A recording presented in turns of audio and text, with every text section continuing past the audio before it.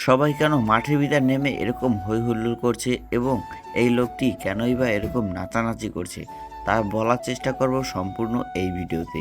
তো চলুন দেরি না করে শুরু করা যাক। তো হ্যালো গাইস, আসসালামু আলাইকুম, welcome to my new another blog. তো বরাবরের মতন আমি সাইফ চলে আসলাম আপনাদের মাঝে নতুন আরও একটি ভিডিও নিয়ে। আশা করি সম্পূর্ণ ভিডিওটি দেখবেন, আপনাদেরও ভালো লাগবে। হারতা বাজারে চলছিল একটা ক্রিকেট টুর্নামেন্ট, আর সেখানে আজকে ফাইনাল। আর এই ফাইনাল রাউন্ডে দুইটি টিম উঠছিল, একটি হচ্ছে আদল মার্কেট টিম আর একটি হচ্ছে মশাঙ্গি। তো এই খেলাটি দেখার জন্য আমার বন্ধু মুইন এবং শাকিল আমাকে ইনভাইট করে, তো আমিও তাদের কথায় চলে আসলাম এই খেলাটি দেখতে।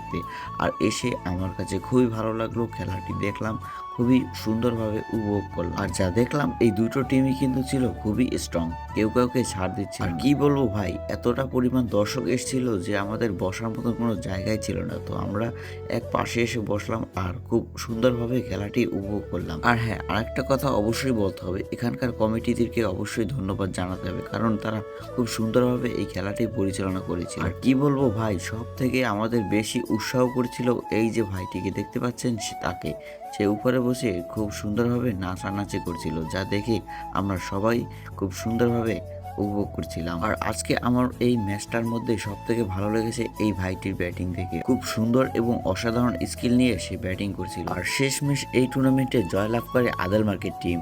তারা এতটা খুশি হয়েছিল যা বলার মতো না, দেখুন কিরকম ভাবে তারা নাচানাচি করছিল ভাই। তো এদিকে আমি আমার বন্ধু মঈনকে অভিনন্দন জানাচ্ছিলাম, কারণ সে আদল মার্কেট টিমের হয়ে খেলছিল। আর কি বলবো, জয়লাভ করে আমার বন্ধু মঈন এতটা খুশি হয়েছে যা বলার বাহিরে। আর এই খুশিতে এই ভাইটি এমন ভাবে নাচ দিয়েছিল যা সবাই তার দিকে তাকিয়েছিল। কি বলবো ভাই, খুব সুন্দরভাবে এই লোকটি নাচতে পারে। তো আজকে ভিডিওটা এতটুকুই ছিল। তো কেমন লাগলো আমার ভিডিওটি অবশ্যই কিন্তু কমেন্ট বক্সে জানিয়ে যাবেন।